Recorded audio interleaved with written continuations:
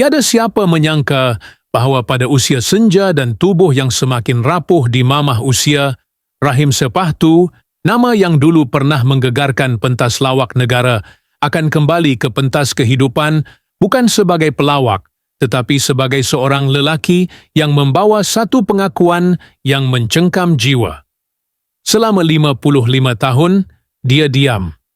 Bukan kerana tiada apa yang mahu dikatakan, tetapi kerana terlalu banyak yang mahu dikuburkan. Namun tubuhnya kini sudah tidak sekuat dulu. Penyakit datang satu demi satu. Jantungnya lemah. Paru-parunya tidak lagi sekuat ketika beliau membuat orang ramai ketawa tanpa henti.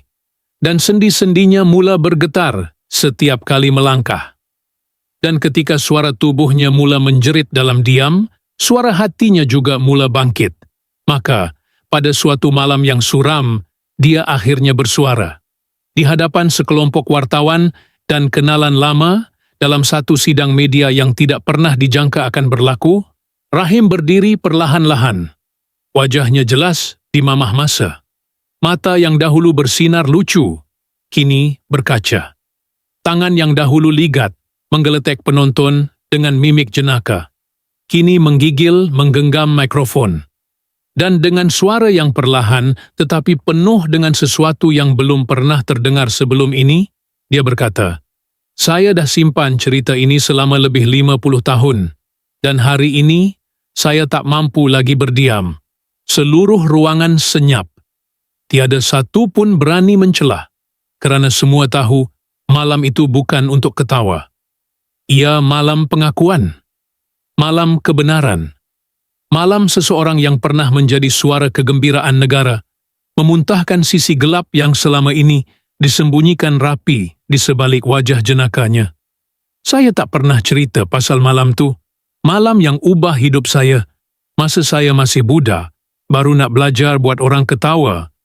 Rahim terhenti. Nafasnya pendek. Doktor telah memberi amaran bahawa paru-parunya kini hanya berfungsi pada kapasiti 50%. Tetapi dia tetap teruskan, kerana rahsia ini terlalu lama dikunci, dan tubuhnya sendiri seperti mendesak agar ia dilepaskan, sebelum semuanya terlambat. Malam itu, Rahim mendedahkan bahawa pada usia 14 tahun, dia telah menyaksikan sesuatu yang merobek jiwanya. Satu tragedi yang tidak pernah disebutkan kepada sesiapa. Bukan kepada ibu bapanya, bukan kepada sahabat-sahabat karibnya di pentas, dan bukan kepada peminat yang selama ini hanya mengenal sisi jenaka dirinya. Ia bukan tentang jenaka. Ia tentang sebuah luka. Luka yang mendefinisikan siapa dia selama ini. Dengan suara yang makin perlahan tetapi penuh dengan kekuatan batin, Rahim mengisahkan bagaimana satu kejadian di kampungnya di Johor telah membuatkan dirinya berikrar untuk selama-lamanya menjadi topeng kepada kesedihan. Lawak adalah pertahanan. Pentas adalah perlindungan. Dan gelak ketawa penonton adalah cara dia melupakan suara jeritan dalam dirinya sendiri. Namun, tahun-tahun berlalu, tubuhnya semakin lemah. Setelah usia melepasi 60, satu persatu diagnosis datang bertimpa. Diabetes tahap kritikal, kerosakan hati akibat bertahun-tahun tekanan emosi terpendam, dan terkini, ketumbuhan kecil di bahagian otaknya yang mengganggu memori jangka pendeknya. Dia sudah tidak mampu lagi menyimpan semuanya sendirian. Maka, dengan keberanian yang luar biasa, Rahim akhirnya memilih untuk menanggalkan topeng yang telah dipakainya selama lebih separuh abad. Ramai orang kenal saya sebagai pelawak, tapi tiada siapa tahu saya pernah menangis setiap malam sejak umur 14. Tiada siapa tahu saya ketawa paling kuat, hanya untuk menutup tangisan yang saya simpan dalam hati. Suara hadirin mula bergetar. Ada yang menunduk, ada yang menitiskan air mata. Malam itu bukan tentang populariti, ia tentang manusia. Tentang seorang lelaki yang terlalu lama memikul beban diam, tentang seorang Rahim Sepahtu yang akhirnya menjadi benar-benar dirinya. Dan saat dia menamatkan kata-katanya, suasana tidak disambut dengan tepukan, tetapi dengan hening panjang. Hening yang menyerap setiap inci cerita. Hening yang mengiktiraf keberanian seorang legenda untuk berdiri tanpa jenaka, tanpa gurauan, hanya sebagai seorang insan yang luka. Namun, kisah itu belum berakhir, kerana selepas malam itu, satu demi satu, surat lama mula muncul. Rahim mengaku telah menyimpan lebih 100 pucuk surat yang tidak pernah dihantar. Ditulisnya selepas setiap persembahan, setiap malam, ketika hotel menjadi penjara sunyi jiwanya. Surat kepada seseorang, tetapi siapa? Dan disinilah kisah mula menjadi lebih misteri. Siapa penerima surat-surat itu? Apa isi kandungannya yang membuatkan Rahim menggigil setiap kali menatapnya? Dan kenapa, setelah sekian lama, dia masih belum menghantarkannya? Apa yang sebenarnya berlaku pada malam tragedi itu? Dan bagaimana semuanya berkait dengan kerjaya komedi beliau yang gemilang? Lebih mengejutkan, Rahim juga mendedahkan bahawa penyakit yang dihadapinya kini mungkin ada kaitan dengan tekanan emosi yang lama terpendam. Doktor pakar dari luar negara mengesahkan bahawa sesetengah sel kanser di otaknya berkembang dari kawasan limbik, pusat emosi yang selama ini tertekan secara kronik. Maka, bukan hanya hati yang sakit, tetapi jiwanya juga sudah lama meronta. Malam itu, Rahim tidak meminta simpati. Dia tidak meminta perhatian. Dia hanya meminta satu perkara, agar kisahnya tidak dibungkam lagi. Agar generasi akan datang tahu bahawa di balik setiap lawak, kadangkala tersembunyi jeritan paling sunyi. Dan begitulah, malam yang sepatutnya menjadi rutin media bertukar menjadi detik sejarah. Sebuah detik di mana seorang legenda komedi berdiri tanpa skrip, tanpa pentas, tanpa tawa. Hanya seorang lelaki dengan suara yang akhirnya dibebaskan. Setiap pagi, Rahim akan bangun lebih awal dari cahaya subuh. Bukan kerana tabiat, tetapi kerana tubuhnya tidak mampu lena seperti dulu. Tulang belakangnya berkeriut setiap kali dia cuba bangkit. Di atas meja kayu kecil di sebelah katilnya, sebuah lampu tidur usang masih menyala. Lampu itu dihadiahkan oleh arwah ibunya sewaktu dia mula berpindah ke Kuala Lumpur pada usia 19. Masih ada bau kampung yang melekat pada abajur kain lusuh itu, bau kayu basah, bau sabun cap kapak, dan bau pelukan emak yang semakin pudar dari ingatan. Di atas rak kayu, tersusun kemas kotak-kotak kecil, semuanya berlabel dengan tahun 1983, 1991, 2004, dan banyak lagi. Setiap kotak menyimpan surat-surat yang tidak pernah dihantar. Di setiap helaian, tulisan tangan Rahim kelihatan semakin berubah mengikut tahun. Dulu kemas dan berani, kini bergetar dan kadang-kadang berhenti separuh jalan. Ada surat yang ditulis dengan pen merah. Pen yang biasa dia gunakan semasa menggubah skrip lawak. Tetapi isi surat itu bukan untuk ketawa. Satu surat dari tahun 1987 terbuka separuh. Ia ditulis selepas beliau membuat persembahan di Pesta Filem Malaysia. Di situ, dia menang pelawak terbaik. Tetapi surat itu bermula dengan baris yang menggegarkan. Saya menang malam ini, tapi saya juga kalah. Kalah pada bayang saya sendiri. Saya rindukan malam itu, malam yang meragut suara saya. Tidak pernah dijelaskan secara penuh siapa saya kedua dalam surat itu. Tetapi yang pasti, Rahim menulis kepada seseorang yang tidak pernah membalas. Atau mungkin, seseorang yang tidak lagi wujud. Dalam diam, pembaca mula tertanya, apakah beliau sebenarnya bercakap kepada dirinya yang dulu? Dalam rutinnya yang sepi, Rahim tetap menyetrika baju batik lamanya setiap Khamis, walaupun tiada siapa yang mengajaknya ke mana-mana. Bau setrika panas menyentuh kain batik itu seperti membawa kembali suara sorakan penonton dari 30 tahun lalu. Kadangkala, dia berdiri di hadapan cermin panjang dan melatih kembali ekspresi wajah jenaka, mulut sengit, mata kuyu, kening naik sebelah. Tapi semua itu kini kelihatan tragik. Kerana selepas satu ekspresi kelakar, datang satu getaran kecil di bawah mata. Tangisan yang tertahan. Setiap petang Jumaat, dia akan duduk di kerusi rotan tua di anjung rumah. Tangannya menggenggam secawan kopi O tanpa gula, atas arahan doktor. Tapi dia tetap mencium aroma kopi itu seperti mencium masa lalu. Sekelilingnya sunyi. Hanya bunyi cicak dan kipas siling yang berdecit. Tetapi dalam fikirannya, masih bergema suara penonton dari panggung lawak era 90-an.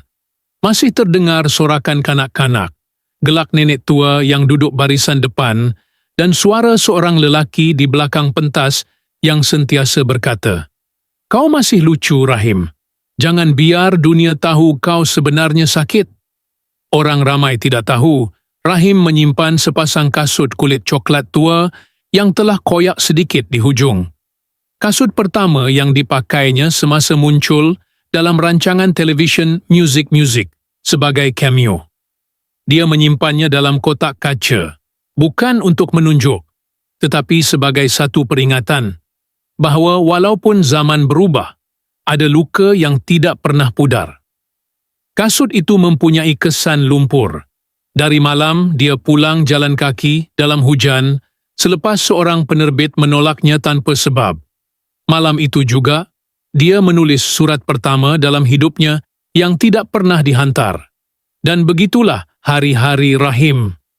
Di setiap penjuru rumahnya, ada sisa-sisa masa lalu. Selimut lama di sofa, tempat dia dan arwah isteri menonton siaran ulangan rancangan lawak tahun 1996. Jam dinding yang berhenti tepat pukul 9.15 malam. Waktu isterinya menghembus nafas terakhir. Gambar lama di dinding, wajah Rahim muda memeluk trofi lawak. Tetapi matanya seakan meminta tolong. Kini, dengan tubuh yang makin uzur dan suara yang semakin perlahan, Rahim sudah tidak peduli tentang pentas atau kamera. Yang dia mahu hanyalah satu perkara, menyampaikan sesuatu yang tidak sempat disampaikan selama 55 tahun. Bukan demi glamour, tapi demi jiwa. Demi seseorang atau sesuatu yang kekal menggantung di antara diam dan kenyataan. Dan itulah yang membuatkan setiap gerak-geri Rahim hari ini menjadi saksi diam kepada sebuah cerita yang belum selesai. Seperti setiap hirupan kopi yang perlahan, setiap surat yang masih berdebu, dan setiap jenaka lama yang hanya tinggal gema. Rahim bukan sekadar pelawak. Dia adalah manuskrip hidup yang belum selesai ditulis. Dan yang paling menarik, kita belum tahu isi surat terakhir. Ada satu perkara yang tidak pernah diceritakan oleh Rahim. Bahkan ketika beliau mula membuka mulut selepas 55 tahun berdiam. Sesuatu yang masih disimpannya rapi, seolah-olah tidak pernah wujud. Tetapi tetap wujud dalam setiap gerak-geri, dalam setiap lirikan mata yang kelihatan resah apabila disebutkan tentang satu nama. Tiada siapa tahu siapa A. Nama itu tidak pernah disebut secara penuh. Ia hanya muncul dalam beberapa pucuk surat yang dijumpai dalam kotak bertanda tahun 1993. Kotak yang tidak pernah dibuka, sehinggalah pada satu malam, Rahim memintanya dikeluarkan. Malam itu, dia duduk di ruang tamu, lampu redup, kipas berpusing perlahan. Beliau membuka kotak itu dengan tangan menggigil, seolah-olah tahu bahawa apa yang ada di dalamnya akan mengubah segalanya. Surat-surat itu tidak seperti surat-surat yang lain. Ia ditulis dengan tulisan yang lebih kecil, lebih padat, dan ada yang bercampur antara tulisan dan lakaran-lakaran aneh. Simbol mata, garis berulang, dan satu lukisan seorang perempuan duduk di tepi pentas kosong, semuanya dalam dakwat yang hampir pudar. Dan di hujung setiap surat hanya satu huruf ditulis, A. Rahim tidak menjelaskan apa-apa. Malah ketika ditanya oleh sahabat karibnya, dia hanya menjawab, "Kalau aku cerita sekarang, tak ada siapa akan percaya." Mereka tertawa kecil ketika itu, menyangka Rahim sedang bermain dengan misteri, seperti gaya lamanya dalam sketsa. Tapi malam itu, tidak ada tawa dalam matanya. Hanya sepasang bola mata yang menyimpan sesuatu, seperti mimpi buruk yang masih segar, walau sudah berlalu berdekat. Beberapa hari kemudian, seorang bekas penulis skrip yang pernah bekerja dengan Rahim mula berbicara dalam nada hati-hati. Katanya, Rahim pernah bercerita tentang seorang gadis, pelatih teater yang hilang secara tiba-tiba tahun 1984. Gadis itu pernah muncul sekali dalam sebuah sketsa Rahim sebagai penonton bayangan, dan sejak malam itu, dia tidak pernah dilihat lagi. Aku tak tahu kenapa, tapi Rahim selalu lukis gambar dia. Walaupun tak pernah tunjuk pada sesiapa, kata penulis itu, macam dia sedang cuba mengingat sesuatu atau menyimpan rahasia yang orang lain tak layak tahu. Dan dalam beberapa rekod lama yang ditemui oleh wartawan muda yang obses dengan kisah Rahim, terdapat satu foto hitam putih kabur. Di belakang pentas sebuah panggung kecil di Melaka, Rahim berdiri membelakangi kamera. Di sisinya, kelihatan sesosok tubuh kecil perempuan, wajahnya kabur, tetapi sorot matanya tajam ke arah lensa. Di bawah gambar, hanya ada satu tulisan tangan.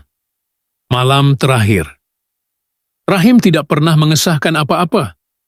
Dia tidak menafikan, tidak juga menjawab. Dan surat-surat bertanda A itu kini hilang. Dikatakan beliau telah membakarnya pada malam hujan lebat, seminggu selepas mendedahkan kisah diamnya. Tetapi anehnya, jiran sebelah mendakwa terlihat seseorang masuk ke rumah Rahim malam itu, dengan payung hitam dan raut wajah yang tidak dikenali. Siapa? Kenapa? Tiada jawaban. Rahim kini hanya diam, kadang-kadang termenung lama di jendela. Sekilas, beliau tersenyum. Sekilas lagi, matanya kosong. Dan setiap kali ditanya tentang surat-surat itu, beliau hanya menjawab perlahan. Ada benda yang tak boleh dicerita. Sebab bila engkau cerita, ia bukan lagi milik kau. Dan begitulah misteri Rahim terus hidup, bukan kerana jawapannya, tetapi kerana segala persoalan yang tidak pernah selesai. Surat-surat yang hilang, gadis yang tidak kembali, lukisan di hujung surat, dan huruf A yang terus menjadi bayang. Kita tidak tahu apa sebenarnya berlaku malam itu di belakang pentas. Kita tidak tahu siapa yang Rahim cuba lupakan atau cuba lindungi. Tapi kita tahu satu perkara, Rahim masih belum selesai. Malam itu Rahim tidak banyak bicara. Hanya terdengar batuk kecil yang datang dalam sela-sela diam panjang. Nafasnya makin berat, tetapi matanya masih terbuka, menatap dinding depan, di mana sebuah bingkai kosong tergantung sengat sedikit. Orang rumah sudah lama ingin menurunkannya, tapi Rahim melarang. Katanya, biar kosong. Ada benda yang tak boleh digantung begitu saja. Sebuah pita suara lama tiba-tiba ditemukan dalam laci mejanya oleh cucunya. Labelnya ditulis dengan kapur merah. Untuk diri sendiri. Pita itu tidak pernah dimainkan, tidak diketahui isinya. Dan apabila dicuba untuk diputarkan, hanya terdengar desiran sunyi. Seperti seseorang sedang cuba bersuara, tetapi ditelan oleh statik waktu. Tidak lama selepas itu, seseorang mengirimkan sekeping postcard tanpa nama ke rumah Rahim. Tiada kata-kata. Hanya gambar sebuah bangku kayu lama di tepi tasik, dengan bayangan seseorang berdiri jauh di kejauhan. Di belakang postcard, tertera satu huruf kecil, A, dalam dakwat yang hampir hilang. Ketika wartawan datang bertanya, Rahim hanya senyum, tidak mengiyakan, tidak menafikan. Sebaliknya, beliau membuka peti radio lamanya, menala frekuensi ke satu saluran kosong, dan berkata perlahan, kadang-kadang yang tak kedengaran itu lebih jujur dari apa yang kita dengar. Dan begitulah hari-hari seterusnya berjalan. Surat-surat kekal tidak dibaca. Pita suara dibiarkan dalam laci terkunci. Nama E tidak pernah dijelaskan. Gadis dalam gambar kabur itu tetap tidak dikenali. Hujan turun menghapus jejak pada tanah. Suara lama Rahim kadang-kadang muncul di kaca televisyen. Dalam siaran ulangan yang kini terasa ganjil, lelaki yang membuat kita ketawa dahulu, menyimpan duka yang kita tak pernah fahami. Orang datang dan pergi. Rumah Rahim tetap di situ, senyap. Dan setiap malam, lampu di ruang tamu akan menyala sebentar, sekitar pukul 2 pagi, kemudian padam kembali. Ada yang kata Rahim tidak pernah benar-benar menceritakan apa-apa. Ada juga yang percaya beliau telah mengatakan segalanya hanya dalam cara yang tidak semua mampu dengar. Dan yang lain hanya diam. Mereka yang benar-benar mengenal Rahim tahu cerita sebenar tidak ada di dalam surat, atau pita suara, atau postcard. Cerita sebenar mungkin tersembunyi dalam senyum sengitnya yang terakhir, dalam cara dia mengangkat cawan kopi, atau dalam cara dia mengelak dari menjawab satu soalan paling ringkas. Rahim, siapa E sebenarnya? Dan Rahim hanya menjawab, perlahan seperti angin malam. Kadang-kadang, tak semua orang diberi jawaban, tapi semua orang diberi rasa.